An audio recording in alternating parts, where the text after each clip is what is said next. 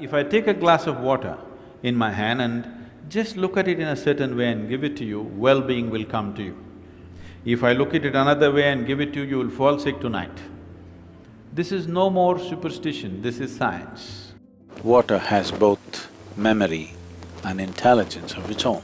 It is not just reacting to various things happening around it, it is responding. And water's response to different inputs is different. There are experiments to show how water does not respond the same way to every person who approaches it. It's very easy to bring water and air into your control. These are two elements which are easily accessible. If you do this combination well and little conscious about what you consume, you will never go to the doctor. The agility of the body, the agility of your intelligence largely depends on water. Today modern science has recognized that water has memory. If you give it a certain thought, this cup of water, it will remember. If you give it a positive thought or a negative thought, a positive emotion, negative emotion, it actually remembers. We've always been aware of this. So, in the East, even today, even in cities if you come to homes, except those who've been Western educated, in all their homes, water is treated in a certain way. We never drink water which straight comes out of a pipe or a fountain. We always hold it in a brass vessel or a copper vessel, and we worship the water overnight and leave it there at least for 8 hours, then only we consume. Today modern scientists are saying this, if water is pumped through the pipe, if it takes 50 turns, bends, let's say it's pure nice water, 50 bends if it is forcefully pumped through the pipe, 60% of it turns in a molecular way unpalatable to the human body. It becomes poisonous in some way. The chemical structure will not change, but the molecular structure will change. If you keep it there for about 20 to 40 minutes, it will undo itself. But straight from the pump if you drink, you are causing immense damage to the system. This is modern science. We have always known this, if you bring water, you must place it in one place, they will apply certain so-called sacred pastes and other things on the vessel, they will worship it, give the best thoughts to it, leave it there for some time and then only drink.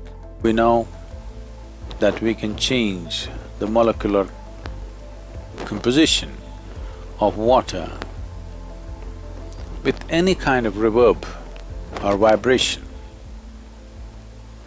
The way the water structures itself, the way the molecular structure changes so rapidly,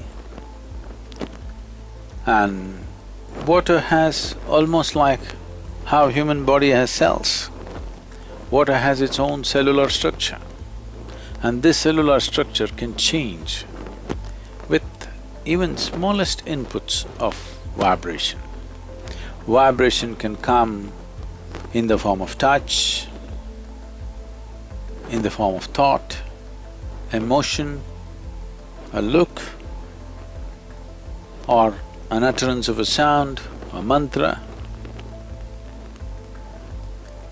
or just the presence, or if one is meditative, it's a known thing.